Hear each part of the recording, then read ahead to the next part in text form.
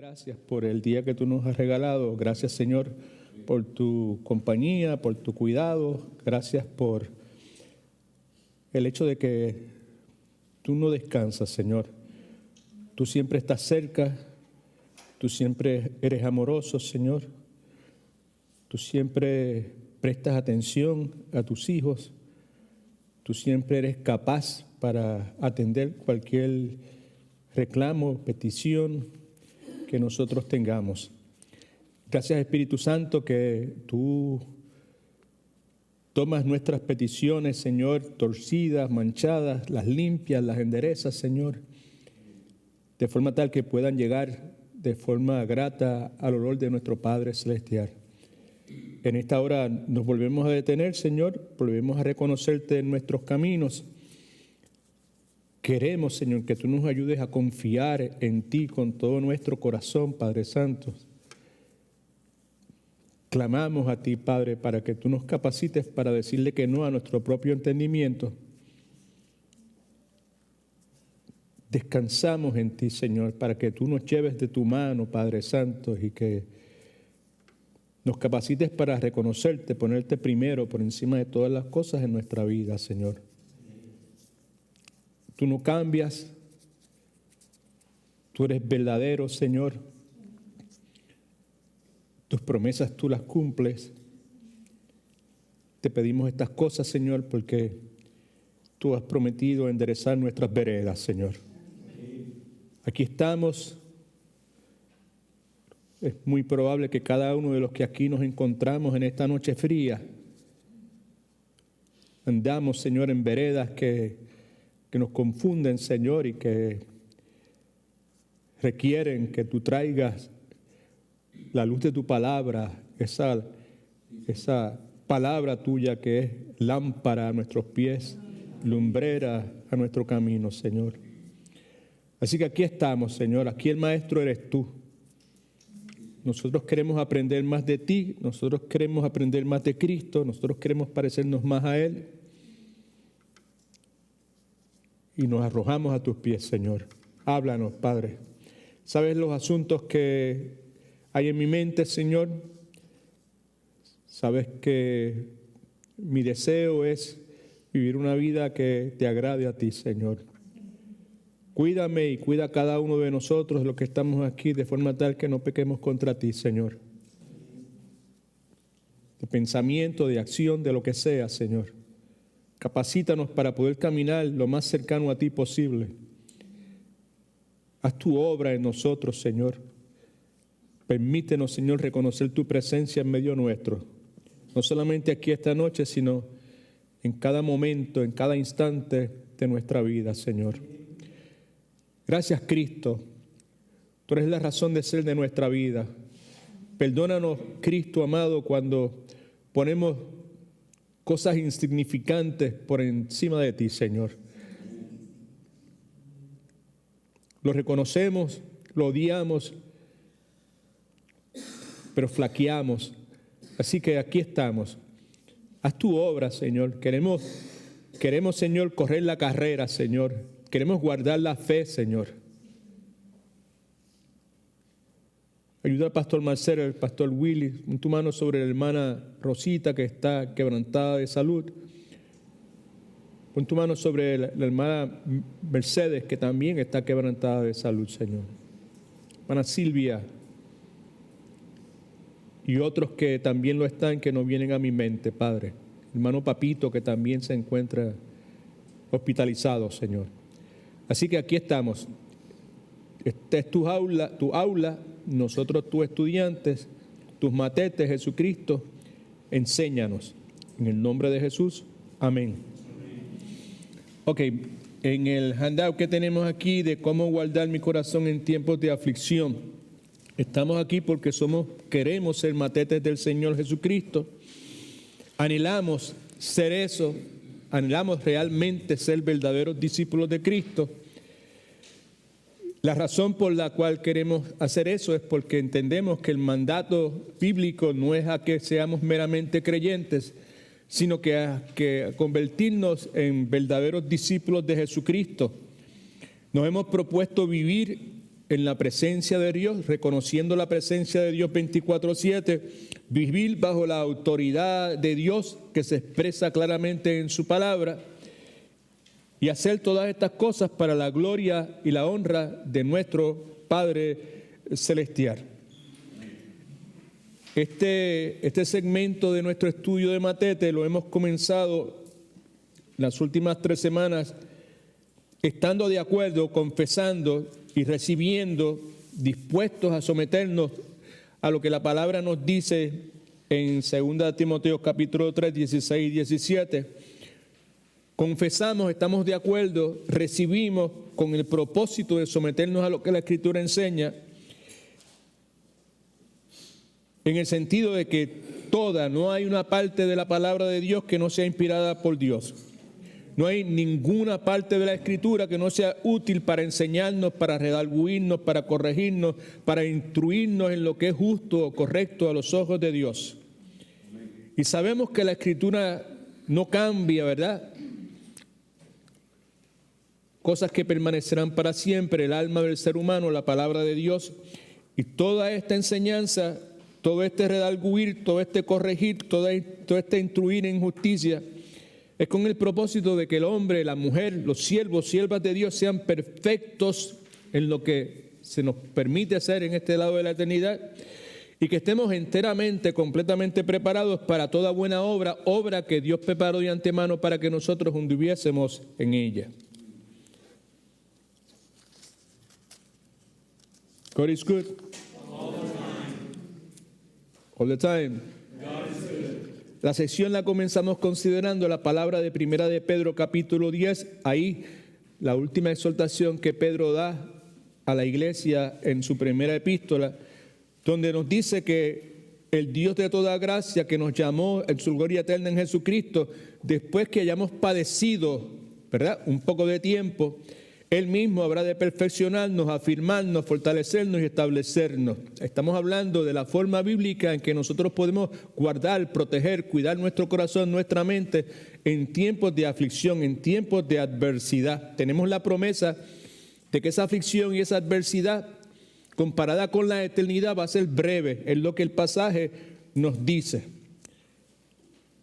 Pedro nos recuerda que el poder de Dios está presente en la vida del creyente y que la naturaleza de las pruebas que nosotros tenemos, como acabamos de leer, es temporera, es pasajero. ¿Okay? También nos recuerda que esta aflicción, esta adversidad que cada uno de nosotros pasamos y que probablemente pasamos en el día de hoy, no es exclusividad nuestra, sino que en este instante precisamente estos mismos padecimientos que nosotros tenemos, otros creyentes los están soportando y 1000 veces mayor que nosotros estamos experimentando en este momento en distintas partes de este planeta Tierra. Nos habla de la brevedad de este sufrimiento, de esta adversidad. Terminará pronto, comparado con la eternidad, es corto. ¿Okay?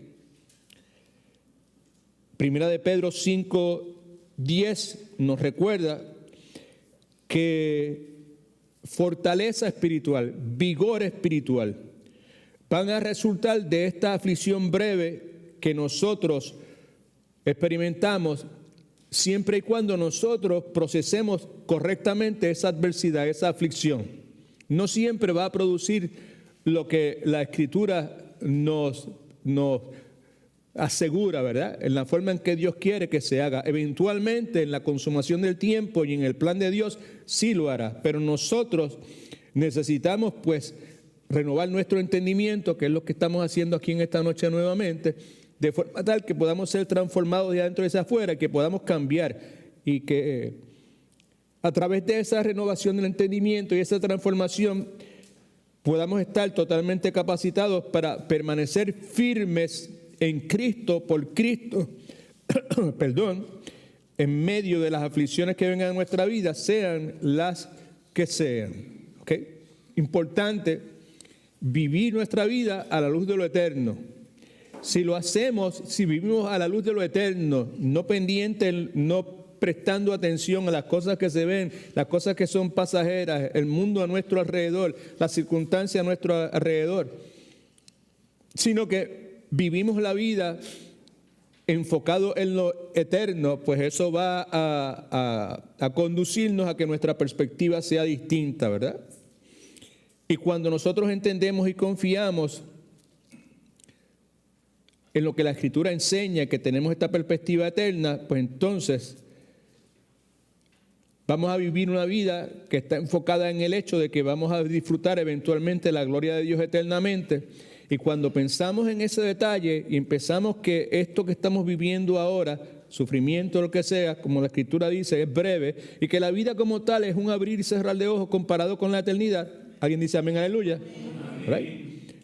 Pues entonces nosotros vamos a poder soportar valientemente, vamos a poder perseverar en medio de la aflicción, sea lo que sea, y eventualmente entonces podremos alcanzar nuestro objetivo, que es, espero yo que sea el de cada uno de nosotros, poder vivir en la presencia de Dios, consciente de la presencia de Dios desde que nos levantamos temprano, en todo momento, en el lugar de trabajo, en el baño, en la carretera, donde sea.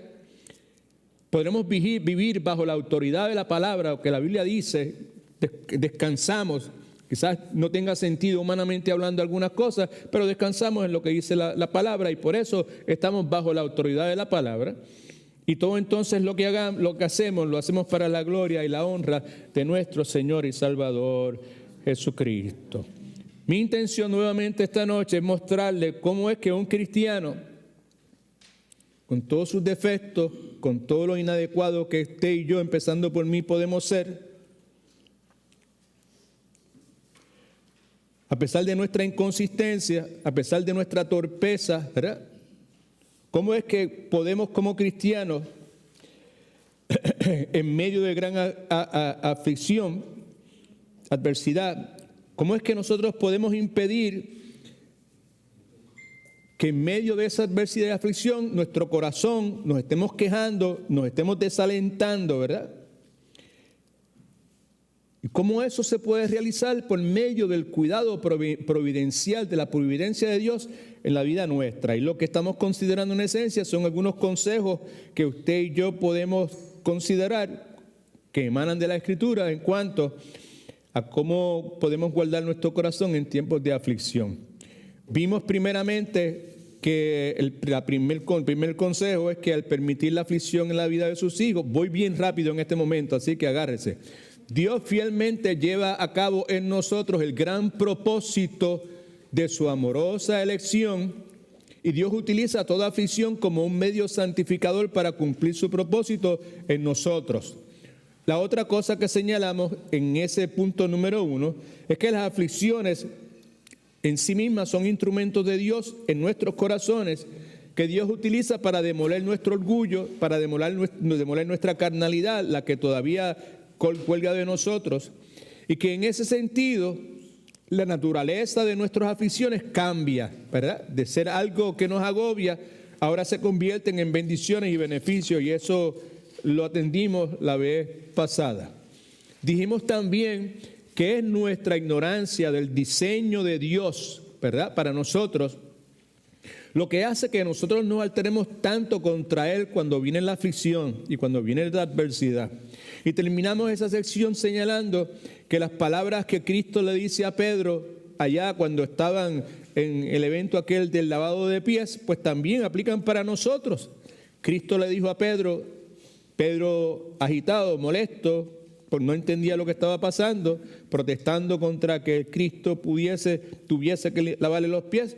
Cristo le dijo, lo que yo hago, tú no lo comprendes ahora, pero lo entenderás después. Y la realidad del caso es que lo que Dios está haciendo en la vida de nosotros a través de la adversidad, la aflicción, todo ese número de cosas, son cosas que en el momento en que estamos pasando, nosotros no entendemos. Pero en el momento de Dios, eventualmente, lo vamos a entender. La segunda cosa que vimos, segunda principio, proposición, consejo, usted le pone el nombre que usted quiera, es esta. Aunque Dios se ha reservado la libertad de afligir a su pueblo, nosotros somos su pueblo, también Dios se ha comprometido a no apartar jamás su amor de ellos, y su amor es su misericordia. Vimos 5 o 6 pasajes que nos afirman eso. Salmos 89, 33 y 34, pero no quitaré de él mi misericordia, ni faltaré a mi fidelidad. Es Dios que está hablando. Y no olvidaré mi pacto, ni mudaré lo que ha salido de mis labios. No cambiaré lo que yo ya he pronunciado. Segunda de Samuel 7, 14 y 15, pasaje que a mí me encanta, aunque en su contexto original es dirigido a Salomón, el hijo de David.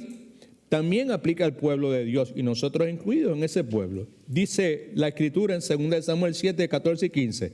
Yo seré para él, Salomón en aquel caso, y usted y yo en este momento, yo seré padre para él, y él será hijo para mí. Y si él hace mal, como buen padre que Dios es, yo lo castigaré con vara de hombres y con azotes de hijos de hombres, pero no apartaré mi misericordia de él. Gloria a Dios. Como lo aparté de Saúl, a quien quité de delante de mí. Right? Cuando cerramos esa parte la vez pasada, yo le presenté una ilustración, una alegoría, una metáfora. Otra vez usted le pone el nombre que usted quiera. Mi problema con la cuestión de la adversidad, de la aflicción y todo este sinnúmero de cosas que se describen con esos términos, puede expresarse de esa forma. En mi caso, yo puedo decir que en gran medida Dios me ha dado un árbol lleno de ramas, right? Florido, ¿verdad? De esas ramas cuelgan racimos enormes de consuelo, fortaleza, esperanza, su presencia, todo ese montón de cosas, ¿verdad? Okay. Y mi problema es que yo, a la mayor, el más menor incidente, yo formo una cantaleta, yo formo un berrinche, yo tiro un temper tantrum, right?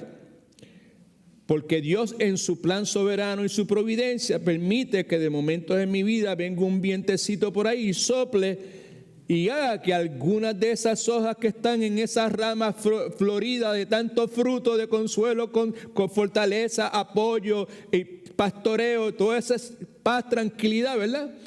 Porque viene un poquito de tiempo y se caen 2 o 3 hojas, pues entonces yo me hago un 8, decíamos en mi país, right? Me hago una porquería, right? So, lo último que hablamos la vez pasada está ahí en sus notas, escriba si no lo ha escrito. Nos habla de los cristianos, de 2 tipos de bienes o beneficios que el cristiano tiene. Unos son temporales, que emanan del trono celestial, y hay otros, mejor dicho, unos son permanentes que emanan del trono celestial, y hay otros bienes que son temporales, que vienen de la tierra. Y el principio que consideramos es que si Dios nos ha asegurado los permanentes, los eternos, no debemos dejar que nuestro corazón, nuestra mente se preocupe tanto por la pérdida de los temporales. Eso fue lo que cubrimos la última vez, el punto número 3, y vamos a ir igual de rápido a ver si podemos entrar en el asunto que le hablé al comienzo. Right? Repartimos unos cartapacios, unos folders en español, ¿verdad? ¿Todo el mundo tiene uno? Si no tiene, pues levante la mano, ¿ok? Todo el mundo tiene, fantástico. Escriba esto en sus notas, por favor, para evitar, este es el otro consejo, para evitar que el corazón se hunda bajo las aflicciones. Es de gran ayuda para usted y para mí recordar que nuestro propio Padre es quien las decreta. Dios decreta las aflicciones, la adversidad en la vida de su pueblo. Tienen que pasar a través de Él. Right? Vemos un ejemplo de eso en las palabras de Cristo anunciando la negación de Pedro en Lucas capítulo 22, versículos 31-32. Dice esto. Dijo también el Señor, es Cristo, amonestando a Pedro, Simón Pedro. Simón, Simón, Satanás os ha pedido para zarandearos como a trigo. Satanás ha pedido permiso a Dios para ponerte pruebas difíciles a ti y al resto del pueblo, ¿ok? Pero yo, versículo 32, he rogado por ti para que tu fe no falte y tú, una vez vuelto, confirma a tus hermanos. En otras palabras, Satanás os ha pedido para zarandearlo, quiere decir, como acabo de decir, ha pedido permiso para ponerte a prueba. una prueba difícil, y podemos seguir hablando sobre el particular. No creo que sea pertinente en esta hora profundizar en ese asunto, ¿okay? Lo que sí es importante para nosotros recordar en el contexto de la aflicción y cómo nosotros podemos cuidar, proteger nuestra mente, nuestro corazón, ¿verdad? En la presencia de aflicciones. Es importante recordar entonces que ninguna criatura puede mover su mano o puede mover su lengua contra nosotros, el pueblo de Dios, sin el permiso de nuestro Padre Celestial. That's a good point right there. Cuando venga la aflicción, la adversidad, la persecución, el rechazo, el abandono, right? La burla, el escarnio, es bueno para nosotros tener eso presente y correr en esa dirección. Si bien eso es cierto, también es cierto que la copa de la aflicción, de la adversidad, del dolor, por la naturaleza misma de lo que es aflicción, adversidad, ¿verdad? Es de esperarse que sea amarga. Amén. La copa de la aflicción nunca es dulce, siempre es amarga, porque es copa de ¿qué? De aflicción, de adversidad. Right? Okay. Pero el punto es que la copa que nuestro Padre Celestial, ese Padre perfecto, inmensamente bueno, nunca perverso bajo ninguna circunstancia, esa copa que el Padre nos ha dado a beber, mejor dicho, esa es la copa que nuestro Padre nos ha dado a beber. Amén. Y si es la copa que el Padre me ha dado a beber, en ninguna forma yo puedo pensar que esa copa, entiende la adversidad, la aflicción, contiene veneno. En ninguna forma puedo pensar que va a ser nociva para mí y que me va a hacer daño. Porque mi papá siempre lo que quiere para mí es lo mejor para mí. Amén. Right?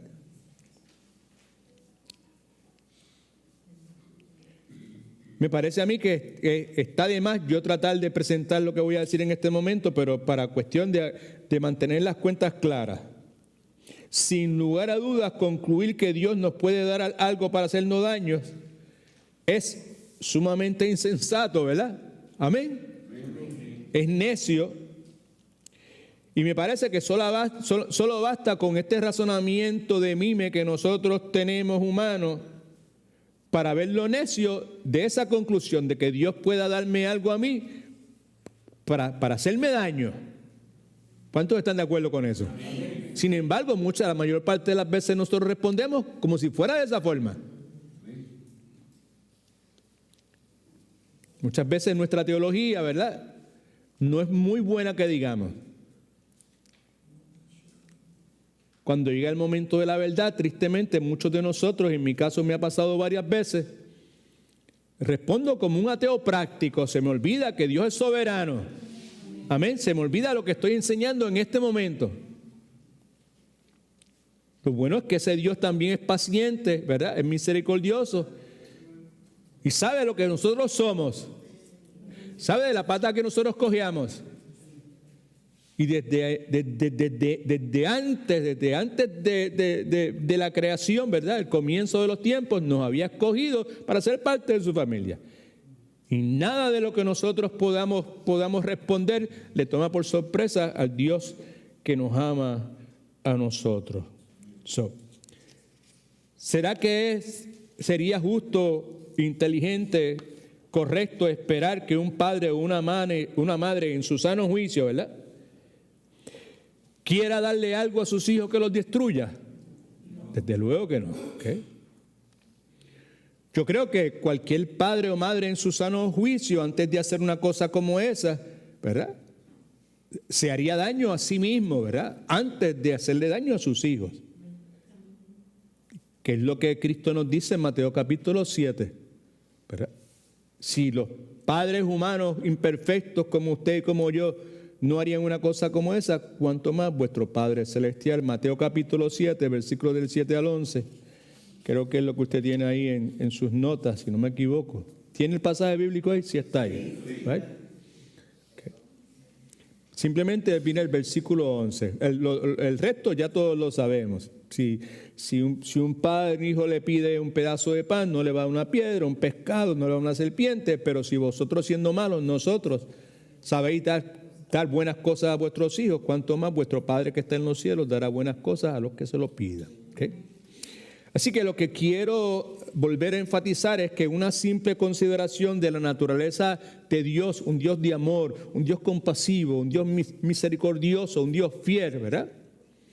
O una simple consideración de su relación con nosotros, porque ese Dios que es amoroso, compasivo y misericordio está relacionado con nosotros como Padre, está relacionado con nosotros como esposo, está relacionado con nosotros como amigo, ¿verdad? Y yo someto a su consideración que esas consideraciones, ¿verdad?, debería ser suficiente para darnos seguridad a nosotros en el momento de la adversidad, en el momento de la aflicción. Porque lo que estamos considerando en esta noche nuevamente es cómo nosotros podemos guardar nuestro corazón, proteger nuestra mente en el momento de la adversidad, de la aflicción. Una de las cosas que podemos hacer es precisamente lo que estamos considerando. Para evitar que mi corazón se hunda bajo el peso de la aflicción, me ayudaría enormemente para poder resistir eso, el recordar que mi propio Padre Celestial es quien está decretando esa aflicción. Y Él no me va a dar veneno, Él no va a traer algo nocivo a mi vida. Aleluya, gloria a Dios. ¿Okay? El punto entonces es que usted y yo estamos demasiado cerca, como hijos de Dios, hijas de Dios, del corazón de Dios para que Él nos dañe. Y me parece a mí que conforme a lo que la Escritura enseña,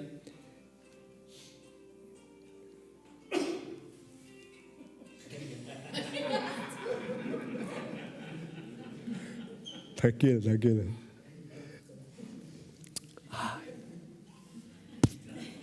Sorry. Nada entristece más a nuestro Padre Celestial que la sospecha esta. No, yo no sospecho de Dios, jamás yo sospeché. Sí sospechamos. Verbalmente no lo haremos, pero en nuestra respuesta, nuestra reacción, sospechamos de Dios, ¿verdad? Y esas sospechas nuestras son infundadas, ¿verdad? Y estamos hablando, si no me han entendido, de los designios, los planes de Dios que siempre son sabios y siempre son bondadosos. Pasaje que todos nosotros conocemos: yo sé los pensamientos que tengo acerca de vosotros, dice Jehová, pensamientos que son de paz y no de mal, para darle el fin que ustedes quieren. ¿Ok? No. Una verdad eterna, y vamos a concluir esta parte y entramos en la próxima. Dios ha prometido que todo lo que acontece en la vida de sus hijos acontece con el propósito de hacernos más y más a la semejanza de ¿quién? De Cristo Jesús. Right? En el día de hoy, cada uno de nosotros, empezando por mí, somos una obra inconclusa. Cada uno de nosotros estamos en construcción. La palabra de Isaías 64:8 aplica a lo que acabo de decir. Dice la Escritura esto: ahora bien, Jehová, tú eres nuestro Padre, nosotros somos el barro y tú eres el alfarero. Así que obra de tus manos somos todos nosotros.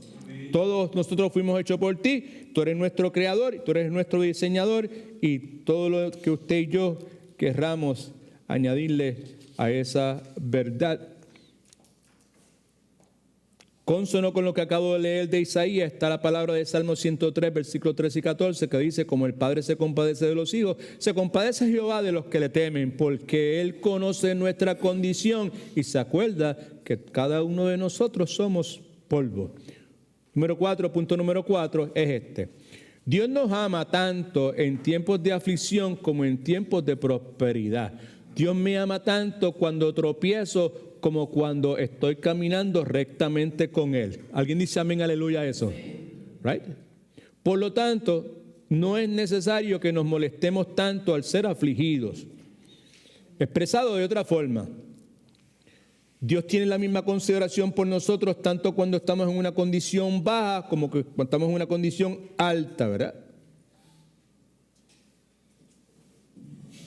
Y hemos señalado ya previamente, porque la Escritura lo repite con claridad, que Dios manifiesta más su amor, o más de su amor, debió haber dicho, más de su gracia, más de su ternura en tiempos de aflicción que en tiempos de prosperidad. ¿Okay?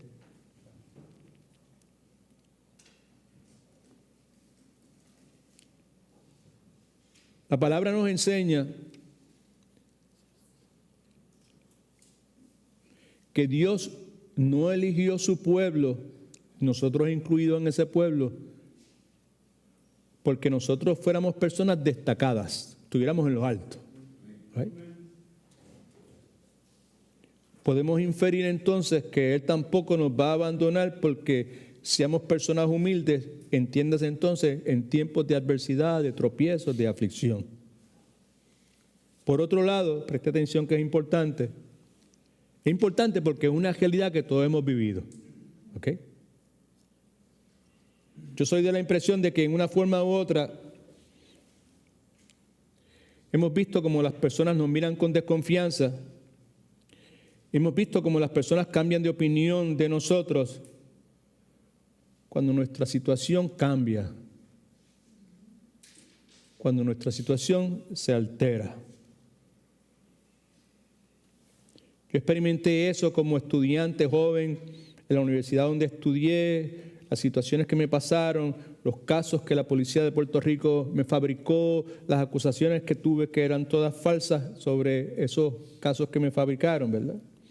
Y yo pude experimentar en propia carne esa realidad, de cómo ese cambio en la vida mía, de estar en una situación donde todo el mundo me reconocía, a ser arrestado, a que mi foto apareciera en los periódicos, cómo cambió, cómo alteró la forma en que personas que habían estado conmigo empezaron a mirarme con desconfianza y comenzaron a cambiar su opinión acerca de mí, ¿ok? Y lo mismo he experimentado luego de haber conocido al Señor. Me explico. Cuando la providencia, preste atención que es importante, ¿ok? Y no se ponga a ponerle nombre a lo que voy a decir. Asegúrese que el nombre suyo no está incluido en esa lista de personas que hacen eso. Amén.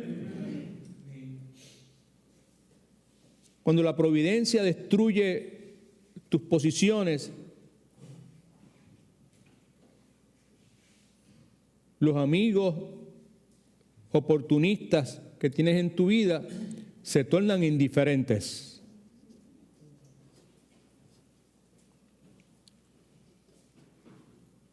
Se tornan indiferentes temiendo que nosotros, por pasar por la adversidad que estamos pasando, podamos convertirnos en un problema para ellos. Y ahí la cosa empieza a cambiar.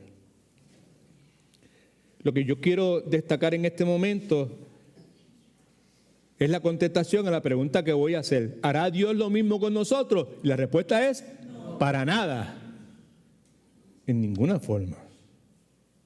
Por eso es que pasajes como Hebreos capítulo 13, versículos 5 y 6 deben estar presentes en la mente, en el corazón, deben ser parte, deben estar metidos hasta la raíz. Esa frase. Deben estar metidos hasta la raíz en cada uno de nosotros. ¿Y qué dice Hebreos capítulo 13, versículos 5 y 6? Sean vuestras costumbres sin avaricia. Costumbre es tu estilo de vida. Contento con lo que tenéis ahora, contento con tu situación presente. ¿Por qué razón? Pues porque Él dijo, ese es el Dios Padre Celestial nuestro. Él dijo que nunca nos va a dejar, que nunca nos va a desamparar. Por eso es que el escritor de Hebreos concluye diciendo que él puede decir confiadamente, el Señor es mi ayudador y no temeré lo que me pueda hacer el hombre. ¿Ok? De paso, si la adversidad y la pobreza pudiesen impedirnos el acceso a Dios, entonces la adversidad y la pobreza y la dificultad y la aflicción serían verdaderamente una condición deplorable. Pero lejos de eso, es en esos momentos cuando más podemos nosotros acercarnos a Dios con toda libertad. Salmo 38, 138:8 dice: Jehová cumplirá su propósito en mí. Tu misericordia, Jehová, es para siempre. No desampares la obra de tus manos. Salmo 27, versículos 10, 13 y 14. Hubiera yo desmayado si no creyera que he de ver la bondad de Jehová en la tierra de los vivientes. Espera en Jehová, esfuérzate y aliéntese tu corazón. Obviamente, estamos hablando en el contexto de esta enseñanza en tiempos de prosperidad y aflicción. Sí, espera en Jehová. Lo último que tenemos en esta sección aquí es una pregunta. ¿Por qué estar tan preocupado entonces a la luz de lo que hemos visto estos pasajes bíblicos? Escriba esto en sus notas. Aunque por razón de la adversidad y la aflicción nuestra situación presente haya cambiado, hay una cosa que nunca lo hará. El amor de Dios de toda gracia jamás lo hará. Mi situación va a cambiar, es seguro que cambie, pero el amor de Dios nunca lo hará. Por eso, porciones bíblicas que utilizamos como trampolín en esta enseñanza, primera de Pedro 5:10, son tan significativas. El Dios de toda gracia que nos llamó a su gloria, nosotros no lo llamamos a Él, Él fue el que nos llamó a su eterna gloria en Cristo Jesús. Después que hayamos padecido un poco de tiempo, Él mismo nos va a perfeccionar, Él mismo habrá de afirmarnos, Él mismo va a fortalecernos y Él mismo nos va a establecer. ¿Ok? Now, en el folder en español, cartapacio en inglés, que le di, usted tiene dos documentos. Hay uno que tiene como título Advertencias y promesas, el otro tiene como título Observaciones y precauciones. El que dice Advertencias y promesas, ¿todo el mundo lo ve? ¿Okay? Eso es una asignación. Eso es para que usted se lo lleve para su casa y conteste lo que ahí dice. Puede hacerlo porque todo lo que tiene que hacer es leer lo que dice la Escritura. Amén. Y usted escriba lo que la Escritura dice. En el proceso, pues vamos a poder conseguir lo que queremos conseguir al extenderle esos documentos. Saque entonces el que dice observaciones y precauciones, ¿ok? Me refiero primeramente, el que usted se va a llamar, el que tiene una anotación escrita a mano que dice asignación. Se va a llevar los dos, pero el que le corresponde a usted bregar con él es ese. Y pues, yo no voy a instalar una cámara en su casa para ver si usted lo hace o no lo hace. O si usted se va a copiar de lo que hizo su esposo, ¿verdad? Las cosas. Mi esperanza es que como un cristiano adulto maduro que usted probablemente debe ser, pues que usted pues considere con seriedad la exhortación pastoral que yo le estoy dando y que lo haga.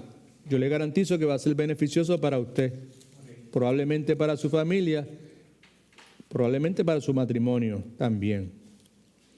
Así que lo que quiero que hagamos en el tiempo que nos queda es que veamos brevemente lo que se nos dice aquí con relación a estas observaciones y precauciones que están íntimamente ligadas a la disciplina bíblica del ayuno.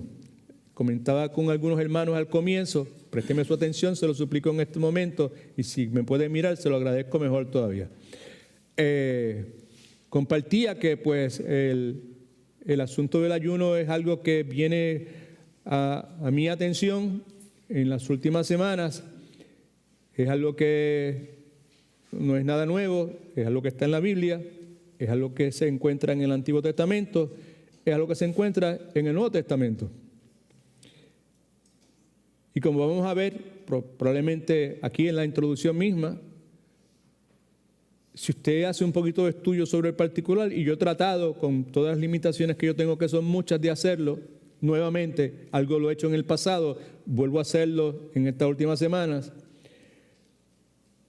Un elemento que brinca inmediatamente por encima de todas las cosas que he leído, la Biblia y otros documentos también, es que es una disciplina bíblica, una disciplina de la vida cristiana que está presente en el Antiguo Testamento, en el Nuevo Testamento, que Cristo respalda, que Cristo promueve,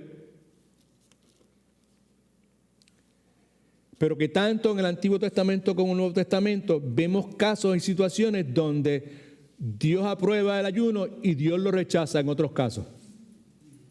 Antiguo Testamento, Nuevo Testamento. Lo que implica nuevamente que es una cosa que se puede hacer correctamente y que también se puede hacer incorrectamente. Así que lo primero que me viene a atención a mí es asegurarme que yo personalmente cuando lo practique lo haga correctamente. Amén. Y que cuando inste, ¿verdad?, exhorte la iglesia a hacerlo, pues que lo que exhorte a hacer sobre todas las cosas, que la iglesia se asegure que lo hace correctamente. Porque hay una forma correcta y una forma incorrecta de hacerlo.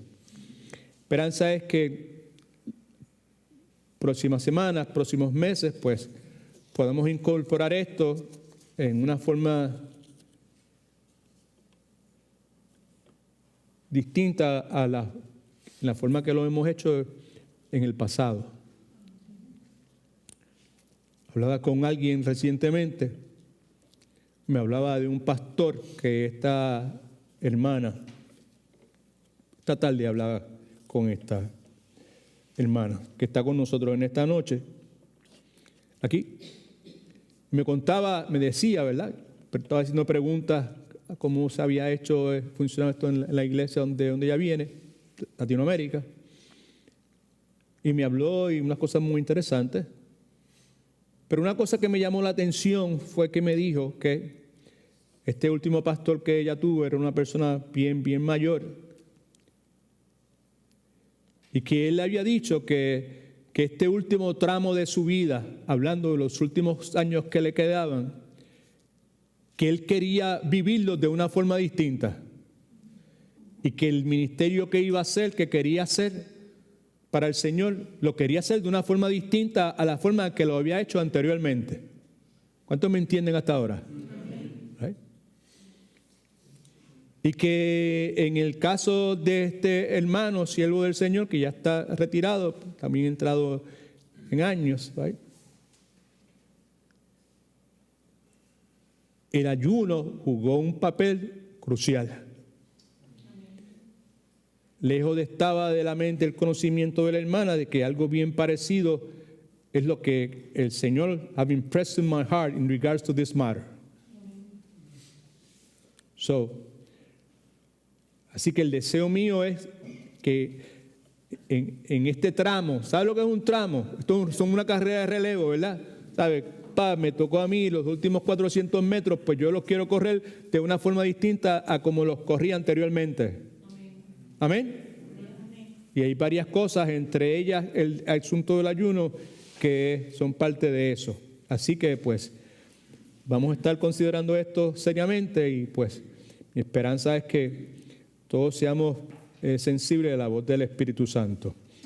Yo no soy experto en este asunto, yo soy un estudiante como cada uno de ustedes, quizás tengo un poquito de conocimiento, de información, más datos probablemente que algunos de ustedes, pero en la cuestión de experiential, right, mi experiencia como tal, pues yo estoy atrás. Quizás muchos de ustedes están más adelantados que yo en este particular. Así que pues, ore por mí, ore por el pastor Marcel, oremos todos por la iglesia y dejemos que Dios haga su obra en nosotros de forma tal que in this season of the life of our church, right, podamos experimentar todo lo que Dios tenga preparado para nosotros, right? Así que pues ahí estamos. Así que lo que vamos a hacer es leer algunas cositas brevemente. Qué torpe fui. Se me quedó un documento que tenía adicional, pero ni modo. Ahí estamos, hasta donde se pueda. Veamos entonces en la página 83 ahí, ¿ok? Donde dice observaciones y precauciones. Lo primero que nos dice el autor es Paul Washer. ¿Cuántos conocen Paul Washer? Así que no estamos inventando, ¿right? Mucho de lo que él menciona es traído de Pink, de Spurgeon y todas esas personas que también nosotros respetamos, ¿ok? Primero que nos dice es que el ayuno es una práctica bíblica apropiada para el creyente del Nuevo Testamento y para las iglesias del Nuevo Testamento. Inmediatamente hay una frase de transición que es la siguiente: sin embargo, debido a las creencias y prácticas extremas, subraya extremas, right, asociadas con el ayuno a lo largo de la historia de la iglesia, la inferencia es que a través de la historia de la iglesia han habido toda clase de prácticas y creencias que han sido extreme, que se han perdido, se les ha ido el avión, como decimos los boricuas, ¿verdad? ¿Sabe? Debido a esas prácticas y creencias extremas asociadas con el ayuno a lo largo de la historia, es necesario que nos aferremos, como tratamos de hacer en cada aspecto de la vida cristiana aquí en esta iglesia local, que nos aferremos firmemente a la enseñanza de las Escrituras sobre este asunto. ¿Qué es lo que la Escritura dice sobre el particular? Dice que se practicaban sobre todas las cosas en el Antiguo Testamento y el Nuevo Testamento, que jugó una función primordial, importante, en el momento en que la iglesia comienza a surgir, lo que se conoce tradicionalmente como la iglesia primitiva. ¿Okay?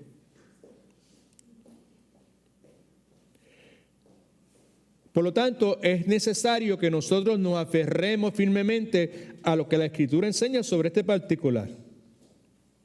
No debemos ir más allá de lo que está escrito, subraya eso que es importante, ni basar nuestra doctrina y práctica en meras inferencias. Lo que Dios pudo haberle dicho a fulano, lo que Dios puede haberle dicho a aquel otro, lo que aquel piensa y siente, lo que sea, debemos considerar, o mejor dicho, considerar no, debemos entregarnos y someternos y buscar ser controlados, ser gobernados, ¿verdad? Ser llenos, como la Escritura nos dice, que quiere decir precisamente eso, por el Espíritu Santo de Dios. Pero el Espíritu Santo de Dios siempre nos va a dirigir conforme a lo que ese mismo Espíritu Santo, conforme el pasaje que leímos ahora, de que toda la Escritura es inspirada por Dios y es útil para redarguir y todo ese sinnúmero de cosas. Ese Espíritu Santo nos va a nosotros a dirigir conforme a la revelación de Dios escrita que nosotros tenemos, que es la palabra de Dios. Right? El autor entonces nos dice que nos presenta aquí una lista de observaciones bíblicas sobre el ayuno y las necesarias palabras de precaución. ¿Ok? Son observaciones bíblicas acompañadas de algunas exhortaciones que tienen la intención de decirnos: cuidado, cuidado, ten cuidado con esto, tienes que ser precavido. ¿Ok? Lo primero que se nos dice es que el ayuno es una disciplina bíblica que se practica tanto en el Antiguo Testamento como en el Nuevo Testamento, algo que ya he repetido varias veces. Nos dice inmediatamente a continuación que aunque el ayuno con motivos impuros era fuertemente condenado, el ayuno sincero era elogiado y a menudo recompensado. Vemos aquí, el caso clásico lo vemos aquí en Mateo capítulo 6, versículo creo que es del 16 al 18. ¿Ya? Exactamente. Cristo hablando, Mateo capítulo 6, versículo 16 al 18. Cuando ayunéis, está dando por sentado de que la práctica es válida. Amén. Amén. Es aceptable a los ojos de Él. Cuando ayunéis, no pongáis cara triste como los hipócritas que desfiguran sus rostros para mostrar a los hombres que ayunan. De cierto os digo que ya tienen su recompensa. ¿Eso es una práctica correcta o incorrecta? Incorrecta. Right? Personas que ayunaban consistentemente, al menos 2 veces a la semana en el caso de los fariseos, pero lo hacían incorrectamente. Versículo 17 y 18. Pero tú, ahora nos dice cuál es la forma correcta de hacerlo. Cuando ayunes, unge tu cabeza y lava tu rostro, para no mostrar a los hombres que ayunas, sino tu Padre que está en secreto, y tu Padre que te ve en secreto te recompensará en público. All right? Okay. Así que el ayuno sincero era elogiado y a menudo recompensado. El ayuno con motivos impuros era fuertemente condenado. Vemos hay ejemplos del Antiguo Testamento que si usted ve de footnotes que tienes ahí en esa página 83, te dicen sobre el particular. La segunda observación que vemos es que en la Escritura el ayuno es practicado por diversas razones, ¿ok? Y aquí pues mi exhortación es que si usted quiere, haga lo que yo he tratado de hacer, que es ir poco a poco en mi plan, en mi momento. Yo he puesto en hold muchos de los devocionales que yo hago normalmente para invertir mi tiempo en esto. ¿Ay? Quizá usted puede tratar algo parecido, por lo menos a mí me ha sido grandemente beneficioso. Y me está ayudando a entender la cuestión esta del ayuno con la intención, con el deseo genuino de hacerlo correctamente. Porque admito delante de todos ustedes y las personas que nos pueden estar viendo a través de las redes sociales que la cuestión del ayuno es una cosa que yo he practicado en el pasado, pero al considerar en este momento lo que hice, pues definitivamente lo hice incorrectamente. Lo hice con sinceridad, pero estaba sinceramente equivocado. ¿Será posible hacer algo bueno incorrectamente? Claro que sí. All right? Primero, la primera razón, en el Antiguo Testamento y en el Nuevo Testamento también, durante o antes de un evento de gran importancia para el reino, se practicaba el ayuno. Moisés ayunó al recibir la ley, Cristo ayunó antes de su prueba y ministerio. Todos estamos familiarizados con lo que es la narrativa del capítulo 4 de Mateo, y los primeros 3 versículos nos habla sobre precisamente el hecho que Cristo había ayunado. Y los discípulos ayunaron antes del comienzo del gran movimiento misionero desde Antioquía, en la ordenación de los que iban a ir al campo misionero. Otra razón por la cual el ayuno era practicado como intercesión para evitar el juicio de Dios. La Escritura nos dice que Moisés intercede por el pueblo de Israel en un estado de rebeldía, Éxodo capítulo 34, versículos 27 y 28. David pide a Dios que perdonara la vida de su hijo, el cual Dios le había dado una enfermedad terminal, ayuna, pasaje interesantísimo, cómo se desarrolla, cómo concluye las palabras de David ante los sirvientes que no entienden por qué David está haciendo lo que está haciendo. Como cuando el niño estaba enfermo, lloraba, ¿verdad? Y ahora que ha muerto, ahora lo que hace, se lava la cara, se afeita y se va a celebrar y adorar a Dios. Amén. David le dice, pues, cuando el niño estaba enfermo, yo oraba, ¿verdad? ¿Sabe? Si Dios, en su providencia, usted no dice, pero ya no, ¿verdad? Y dice, el niño no podrá venir a mí, pero yo podré ir donde está el niño. Y ahí hay mucha tela para cortar para nosotros, right? Okay. Pero esos son otros 20 pesos, ¿no? Okay. Dios ordena a Israel que se arrepienta con ayuno para evitar el juicio venidero. Joel capítulo 1, 14 al 15. Tenía unas notas que hice sobre ese pasaje bíblico, pero se me quedaron en la casa. Así que la vez próxima quizás lo vemos. Y vemos otros ejemplos aquí que nos identifica el autor de este material. ¿Okay? Página 84. Otra razón es arrepentimiento y confesión. Estas son razones por las cuales el ayuno es practicado. Están ahí identificadas no solamente para nuestro conocimiento, sino para que nosotros podamos utilizarlo como criterio cuando es apropiado nosotros entrar en periodos de ayuno. En su momento vamos a hablar sobre qué tipos de ayuno podemos hacer, cuáles son las condiciones que fisiológicamente son necesarias para hacerlo y qué precauciones debemos tomar sobre ese particular. Pero no es el momento ahora de hablar de esos detalles. Arrepentimiento y confesión, ejemplos bíblicos. Israel ayuna con arrepentimiento en Mizpa, 1 Samuel 7, 6 y 8. El rey Acab se humilla con ayuno y fue perdonado. Nehemías ayunó mientras confesaba los pecados de Israel y suplicaba a Dios por misericordia. Nehemías capítulo 1, 3 al 10. Israel ayuna en una asamblea solemne para escuchar la ley de Dios y confesar sus pecados. Muy tremendo. El caso de Daniel, que ayuna mientras confiesa su pecado y el de su pueblo. lo leí esta tarde, pero muy al lugar la situación. Y sobre todo de Joel, capítulo 1, versículos del 14 al 15.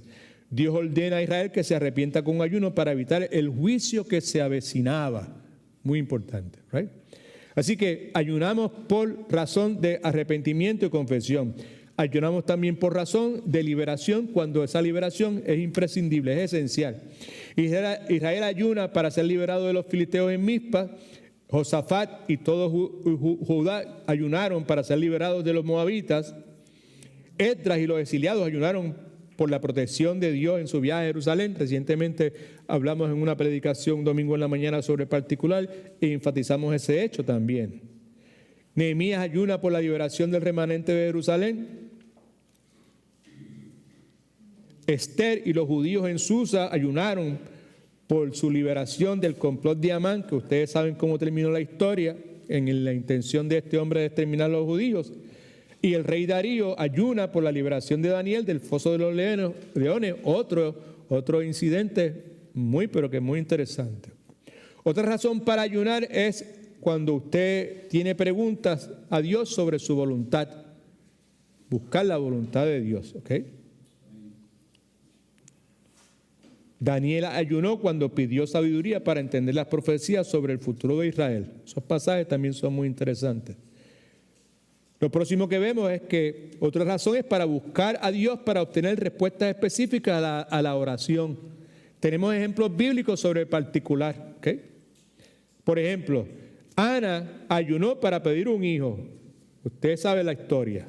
David ayuna para pedir a Dios que perdonara la vida de su hijo, al que Dios le había enviado una enfermedad terminal, que fue el caso que mencioné hace un momento. Esdras y los exiliados ayunaron para pedir la protección de Dios en su viaje a Jerusalén. Nehemías ayuna mientras pide a Dios hallar favor a los ojos del rey Artajerjes. Otra razón es momentos de luto. Lo vemos aquí, en los casos que se nos mencionan. Y lo próximo que vemos aquí una razón es motivado por el celo por Dios. Por ejemplo, nos dice que David lloró y ayunó a causa de su celo por los asuntos de Dios y a causa de que los impíos que vituperaban el nombre de Dios. Esa es una muy buena razón. En aquel entonces y en el día de hoy, en el mundo que vivimos, en la cultura que vivimos, en la condición de la iglesia del día de hoy. También otra razón es para servir o ministrar a Dios. La Escritura nos dice que Ana, la profetisa, servía a Dios día y noche. En el templo lo hacía con ayunos y oraciones. Cada uno de estos pasajes bíblicos usted los puede leer y puede entender y se va a nutrir definitivamente que sí cuando lo haga. Y la otra cosa que vemos, ¿verdad?, es la ordenación de ministros, como lo vemos en el caso del libro de Hechos, en par de ocasiones. Permítame leer esta tercera observación y concluimos aquí, por favor. ¿Qué es el ayuno? Si alguien me pregunta. Lo que tiene a continuación es una muy buena explicación de lo que es. Nos dice que el ayuno es una expresión externa de las realidades internas. Si se hace correctamente, es eso. Si no es eso, pues probablemente no se hace correctamente porque se ha convertido probablemente en un acto religioso, en un formalismo. ¿Okay? Es una expresión externa de las realidades internas y esas realidades internas son como humildad. Cuando una persona se humilla delante de Dios, va en esa dirección. El ayuno va a ser parte de su vida probablemente. El quebrantamiento, un asunto que nos está esperando a la vuelta de la esquina. Si es la voluntad de Dios, el próximo mes de febrero vamos a estar atendiendo ese asunto también. Amén. En conjunto con lo que estamos hablando en este momento. Amén. Otra realidad interna es el miedo, el temor, el anhelo, el duelo, la pérdida de algo que usted valoriza mucho. Puede ser un hijo, puede ser algo que usted por lo cual usted haya trabajado, ¿verdad? Un ser querido. Es una reacción espontánea y sincera, el ayuno, a una crisis. Es una reacción espontánea y sincera a una necesidad, a un deseo extraordinario de algo que usted anhele, ¿verdad? Y nos dice el autor que ocurre cuando el creyente a toda costa Por ejemplo, tiene que tener el perdón, la liberación, la ayuda, el consuelo, la sabiduría y la presencia de Dios. Cada una de esas cosas, usted y yo debemos atenderlas individualmente, ver dónde estamos, para luego entonces entrar en estos periodos de ayuno de una forma que Dios lo apruebe. ¿Okay? Nos dice también que el creyente literalmente, cuando se trata de ayuno bíblico, el que Dios aprueba, olvida o aborrece su comida, pero mire la razón por la cual lo hace, porque su alma está afligida por el pecado, su alma está afligida por el anhelo o la necesidad. ¿Right? Y lo último que nos dice entonces es que el creyente ayuna debido a un extremo deleite en Dios, se deleita de la presencia de Dios, y ese deleite eclipsa, nos dice el autor, todos los deseos temporales. Yo quiero eso. Las veces que he ayunado en mi vida, eso no ha sido para nada. Eso nunca ha estado presente. No lo he experimentado y ni se me ha pasado por la mente en ninguna forma.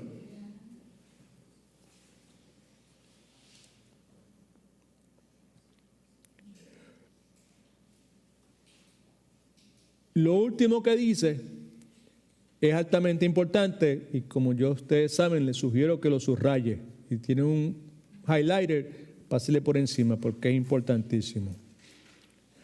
No existe ningún mandato bíblico ni fundamento para practicar el ayuno como un mero procedimiento o un régimen, un programa, un método y sobre todo como una fórmula para alcanzar algo, para conseguir algo. Nuevamente, no existe en la palabra de Dios ningún mandato, ningún fundamento para practicar el ayuno como un mero procedimiento. Es algo que tú haces, algo regimentado, ¿verdad? Un programa de una estructura, se hace tal día, se hace de tal o cual forma, ¿verdad? O un método específico y sobre todo como una fórmula que usted hace, ¿verdad? Si tú haces esto y haces esto y haces esto, pues entonces el resultado va a ser que Dios va a hacer esto, Dios va a hacer esto y aquello otro. Eso no existe en la Escritura. ¿Right? Así que ese es un buen punto aquí para detenernos. El próximo miércoles, si no me equivoco, 29, ¿sí? ¿Sí? Sí, 29. Pues entonces el próximo miércoles vamos a tener nuestra reunión de oración y pues una exhortación muy personal, sin ánimo de nada. Mi exhortación es que lo que hemos discutido ahora al terminar nuestra clase hoy, time ball, la asignación que le he puesto en sus manos, que haga lo que tenga que hacer. ¿Tiene alguna pregunta en cuanto a qué puedo hacer para comenzar a ayunar o lo que sea? Pues yo me voy a atrever de decirle, pues llámeme. Como dije al comienzo, yo no soy experto en este particular, pero en este momento de mi vida, in this season of my life, lo estoy tomando con mucha seriedad. Mi intención es que el último tramo que tenga que correr, lo quiero correr de una forma distinta y el ayuno va a ser parte, yo espero, con la ayuda de Dios, fundamental en esto. Así que, pues, si yo no tengo respuesta para la pregunta que usted me pueda hacer, pues yo trataré de conseguirlas con personas que puedan contestarlas mejor que yo. ¿Ok? Así que considere esto, ¿verdad? Y pues espero que como iglesia estemos todos en la misma página, pero no porque me están empujando, sino porque el Espíritu Santo de Dios está haciendo la obra en usted, ¿verdad? Okay. Right. Sea uno, sean dos, sean tres, sean cuatro.